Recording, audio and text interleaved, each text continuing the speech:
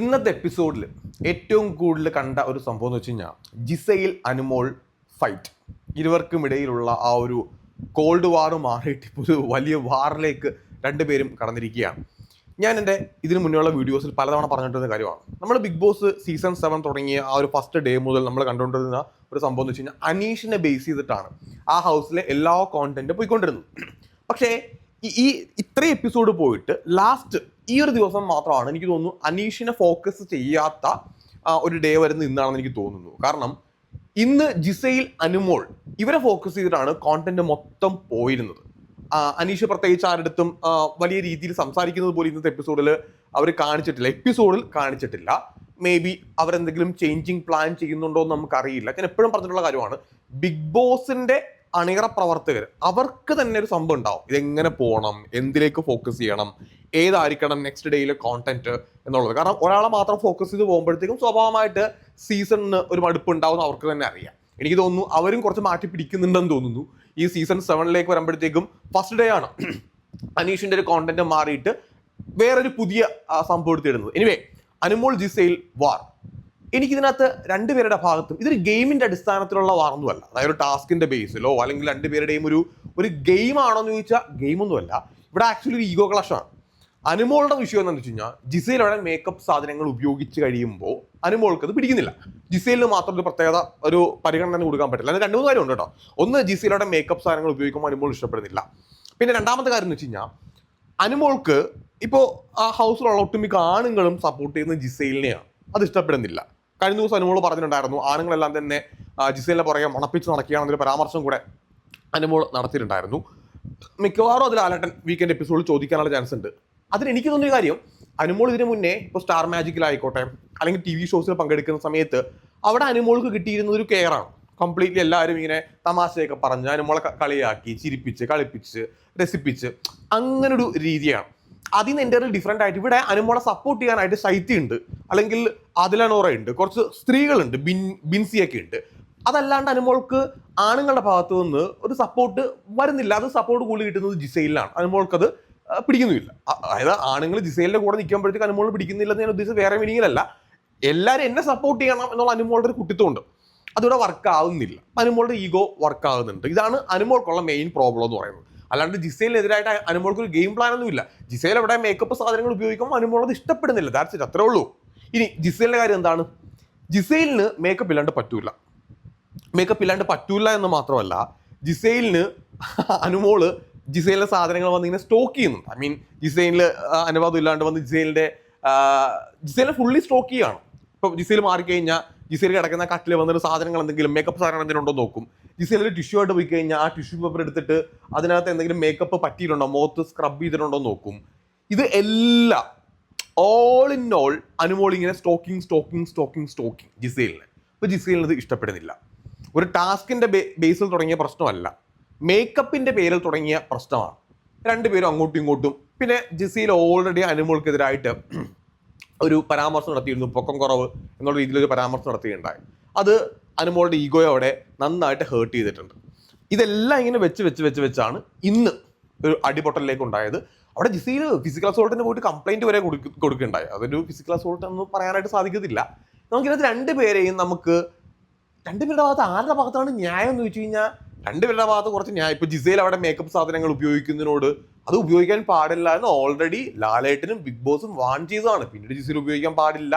ഇപ്പൊ ആരിന്റെ കഴിഞ്ഞ ദിവസം പ്രോഡക്റ്റ് എടുത്ത് ജിസൈൽ ഉപയോഗിച്ചു. അപ്പോൾ ജിസൈൽ പറയുന്നതിന്റെ ബുദ്ധിയാണ്, ഞാനത് ചെയ്തത് സ്മാർട്ടായിട്ട് ചെയ്തതെന്നാണ്. പക്ഷെ ഷാനവാസ് വളരെ കറക്റ്റായിട്ട് ചോദ്യം ചെയ്യുന്നുണ്ട്, അത് പറ്റില്ല, അത് റൂളിന് എഗെയിൻസ്റ്റ് ആണ്, അത് ആര് ചെയ്താലും തെറ്റാണെന്ന് ഷാനവാസ് ആസ് എ ക്യാപ്റ്റൻ കൃത്യമായിട്ടത് പറയുന്നുണ്ട്. പക്ഷെ അത് ജിസൈൽ അത് അക്സെപ്റ്റ് ചെയ്യുന്നില്ല. പിന്നീട് ജിസൈൽ അത് അക്സെപ്റ്റ് ചെയ്യുന്നു. നോമിനേഷൻ്റെ ഇടക്കാണത് ആ സംസാരമൊക്കെ അവിടെ ഉണ്ടാകുന്നത്. ജിസൈലാണെങ്കിൽ ജയിലിലേക്ക് അനുമോളെ നോമിനേറ്റ് ചെയ്യുന്നുണ്ട്. ജിസൈലിനും ഈഗോ ഉണ്ട്. കാരണം ഇപ്പൊ ഞാൻ എപ്പിസോഡിന്റെ തുടക്കത്തിലെ കാര്യമല്ല കേട്ടോ പറയുന്നത്, ഇടക്കത്തെ കാര്യം പറയുന്നത്. ഇപ്പൊ ജിസൈൽ അവിടെ ആരിൻ്റെ അടുത്ത് കിച്ചനെ ചോദിച്ചിട്ടുണ്ടായിരുന്നു, നീ എന്തുകൊണ്ട് ഇപ്പൊ ജയിൽ നോമിനേഷനിലേക്ക് സരിക പോണോ? ഇപ്പോൾ രേണുസുതിയും നെവിനും ഉറപ്പായി, പിന്നീട് സരിക ഓർ അനുമോൾ ഈ രണ്ടുപേരിൽ ഒരാൾ പോണം. അപ്പോൾ സപ്പോർട്ട് ചെയ്ത ആൾക്കാർ കൈപോക്കാൻ വേണ്ടി പറഞ്ഞപ്പോഴത്തേക്കും സരികക്കാണ് കൂടുതൽ വോട്ട് കിട്ടിയത്. അങ്ങനെ സരികയാണ് ജയിലിലേക്ക് പോകുന്നത്. അനുമോള് പോയില്ല. ഇത് ജിസൈലിന് ഇഷ്ടപ്പെട്ടില്ല. കാരണം ജിസൈൽ നേരെ ആരഡിയൊക്കെ പോയിട്ട് കിച്ചണിൽ വെച്ച് ചോദിച്ചു, നീ എന്തുകൊണ്ട് സരികയെ സപ്പോർട്ട് ചെയ്യുന്നു, അല്ലെങ്കിൽ സരിക ജയിലിലേക്ക് വിടാനായിട്ട് നീ എന്തുകൊണ്ട് പറഞ്ഞു? അനുമോളല്ലേ വിടേണ്ടത്? അനുമോൾ അവിടെ പല കാര്യങ്ങൾ ചെയ്യുന്നില്ലേ? അപ്പം അനുമോൾ ഇനി ഒരു സോഫ്റ്റ് കോർണർ കാണിക്കുന്നില്ലെന്ന് ജിസേൽ ചോദിക്കുന്നുണ്ട്. അതായത് ജിസേലിനും അനുമോളെ തന്നെ ജയിലിലേക്ക് വിടണം. അനുമോൾ കാണുന്നുണ്ടെങ്കിൽ ജിസേലിനോട് അങ്ങോട്ടും തീരാത്തൊരു പകയാണ്. ഈ രണ്ടുപേർക്കും ഇടയിലുള്ള ഈ ഒരു വാർ അല്ലെങ്കിൽ പക ഇങ്ങനെ മൂർജിച്ചുകൊണ്ടേയിരിക്കുകയാണ്. അതിന് കുറയും എന്ന് എനിക്ക് തോന്നുന്നില്ല, അത് കൂടാനുള്ള ചാൻസേ ഉള്ളൂ. രണ്ട് പെണ്ണുങ്ങൾ തമ്മിലുള്ള ഫൈറ്റ് ബിഗ് ബോസ് വളരെ റെയർ ആയിട്ടാണ് വരുന്നത്. മിക്കവാറും അവരത് നല്ല രീതിയിൽ പോർട്രേറ്റ് ചെയ്യും. അവരത് മാക്സിമം അതിങ്ങനെ ചുരുട്ടി കൂട്ടി വലിച്ച് അത് തീരും എന്നെനിക്ക് തോന്നുന്നില്ല. അതിങ്ങനെ വലുതാക്കാനുള്ള ചാൻസ് ഭയങ്കര കൂടുതലാണ്. ജിസൈന് ഒരു ഭാഗത്ത് നിന്ന് കുറച്ച് സപ്പോർട്ട് കിട്ടുന്നുണ്ട്. ഇത് മാത്രമല്ല, ഇതിനകത്ത് എപ്പിസോഡ് ഇങ്ങനെ കണ്ടിട്ടുണ്ടാവും. അപ്പാനി ശരത്താണെന്നുണ്ടെങ്കിൽ തുടക്കത്തിലും എപ്പിസോഡിന്റെ തുടക്കത്തിലും അവസാനത്തിലും അപ്പാനി ശരത്ത് മെയിനായിട്ട് അനുമോൾക്കെതിരെ കുറച്ച് പദ്ധതികൾ ഇങ്ങനെ പ്ലാൻ ചെയ്ത് പോകുന്നുമുണ്ട്. എപ്പിസോഡിന്റെ തുടക്കം തന്നെ അപ്പാനി അനുമോളെ പറ്റിയുള്ള കാര്യങ്ങൾ സംസാരിക്കുന്നുണ്ട്. അപ്പാനി ശരത്തിന്റെ ഒരു പ്രോബ്ലമായിട്ട് എനിക്ക് തോന്നിയിട്ടുള്ള പ്രധാന പ്രശ്നം, പുള്ളിക്ക് ഒറ്റയ്ക്ക് നിന്ന് ഗെയിം കളിക്കാൻ ഇപ്പോഴും പറ്റുന്നില്ല. തുടക്കം മുതൽ തന്നെ നമ്മുടെ അക്ബറിനെ കൂട്ടുപിടിച്ചാണ് അപ്പാനി ശരത്ത് ഗെയിം കളിക്കുന്നത്. അപ്പാനി ശരത്തിന് എപ്പോഴും ഒരാൾ കൂടെ വേണം, എന്നാലേ പുള്ളിക്ക് ആ ഗെയിം കളിക്കാനായിട്ട് പറ്റത്തുള്ളൂ. അപ്പോൾ ഈ ഒരു വിഷയം ഇങ്ങനെ നിൽക്കുമ്പോഴത്തേക്കും അപ്പാനിയുടെ ആ ഒരു പ്രോബ്ലം, ഒറ്റയ്ക്ക് നിന്ന് ഗെയിം കളിച്ച് അപ്പാനി കുറച്ചുകൂടെ നൈസായിട്ട് ഗെയിം കളിക്കും, ആരുടെയും സപ്പോർട്ടൊന്നും ഇല്ലാണ്ട്. പക്ഷേ പുള്ളിക്കൊരു സപ്പോർട്ട് വേണം. അപ്പോൾ അനുമോളെ ഒന്ന് സൈഡാക്കാൻ വേണ്ടി അപ്പാനി മാക്സിമം നോക്കുന്നുണ്ട്. അനുമോളെ നമ്പാൻ കൊള്ളാവോ നമ്പാൻ കൊള്ളത്തില്ല എന്നുള്ള ചോദ്യം പല എപ്പിസോഡ്സിൽ ഇപ്പോൾ അപ്പാനി ശരത്തിൻ്റെ വായിൽ നിന്ന് തന്നെ വരെ നമ്മൾ കണ്ടിട്ടുമുണ്ട്.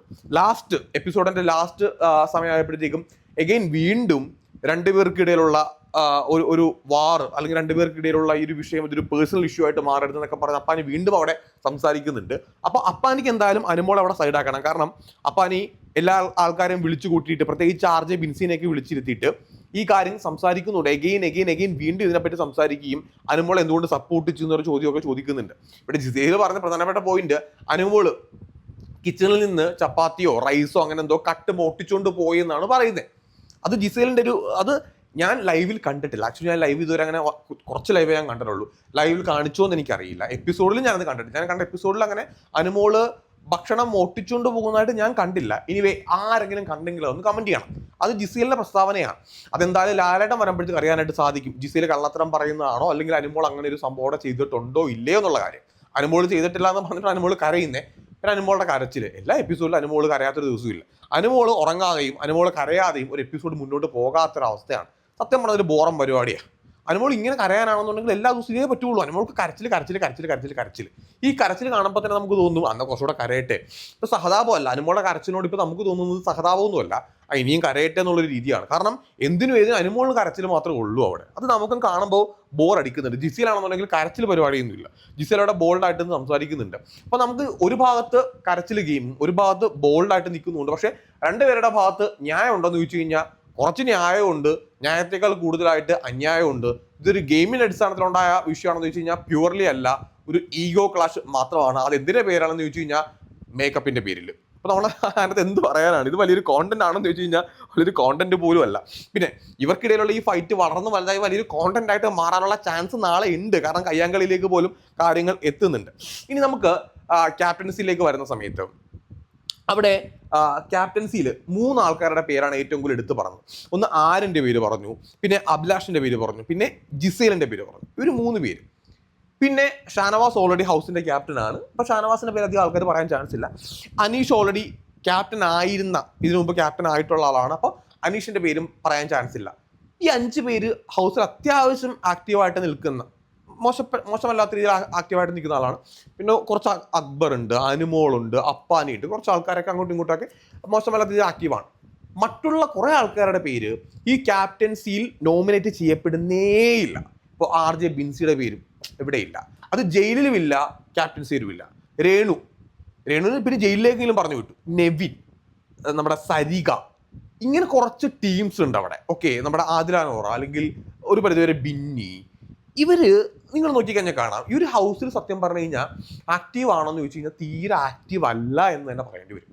ഇവരുടെ പെർഫോമൻസ്, അതായത് നിങ്ങൾ ഈ ഏകദേശം ഒരു 10-12 ദിവസത്തെ എപ്പിസോഡ് നമ്മളിപ്പോൾ കണ്ടു. ഈ എപ്പിസോഡ്സിൽ ഞാൻ ഈ പറഞ്ഞ ആൾക്കാരുടെ ഓർത്തിരിക്കാൻ പറ്റുന്ന ഒരു പെർഫോമൻസ് പോലും നമുക്കങ്ങനെ പറയാനായിട്ടില്ല. പെർഫോമൻസ് ഇല്ല. ഈ എന്താ ഇപ്പം ചക്ക ഇട്ടു മുയലെത്തു എന്നൊക്കെ പറയുന്ന പോലെ അങ്ങനെ എന്തെങ്കിലും സംഭവിച്ചു. അല്ലാണ്ട് അവരായിട്ട് ചെയ്ത ഇവരായിട്ട് ചെയ്തൊരു പെർഫോമൻസോ ഒരു ഓർത്തിരിക്കാൻ പറ്റുന്നൊരു മൊമെന്റോ ഒന്നും. അതിപ്പോൾ വഴക്ക് വേണ്ട, വഴക്ക് മാത്രമല്ലല്ലോ ബിഗ് ബോസ്, നല്ലൊരു ടോക്ക് ആയിക്കോട്ടെ, എന്തെങ്കിലും ഒരു സാധനം, ഒരു തഗ് ആയിക്കോട്ടെ, അതുപോലും നമുക്ക് ഓർത്തെടുക്കാനില്ല എന്നുള്ളത് അത് സത്യം പറഞ്ഞാൽ സീസണെ തന്നെ ബാധിക്കുന്ന ഒരു കാര്യമാണ്. കാരണം അകത്ത് ആക്റ്റീവ് അല്ലാത്ത ഇനാക്റ്റീവ് ആയിട്ടുള്ള ഒരുപാട് ആൾക്കാർ ഇങ്ങനെ പെരുകി നിൽക്കുക. ഇപ്പോൾ ഷാനവാസ് വന്ന് നോമിനേഷൻ സമയത്ത് നെവിൻ്റെ കാര്യം പറഞ്ഞു. നെവിൻ എല്ലാം കളിച്ചിരി തമാശ മാത്രമാണ്, തീരെ റെസ്പോൺസിബിലിറ്റി ഇല്ല. അതൊരു ശരിയായിട്ടുള്ളൊരു കാര്യമാണ് ഷാനവാസോടെ പറഞ്ഞത്.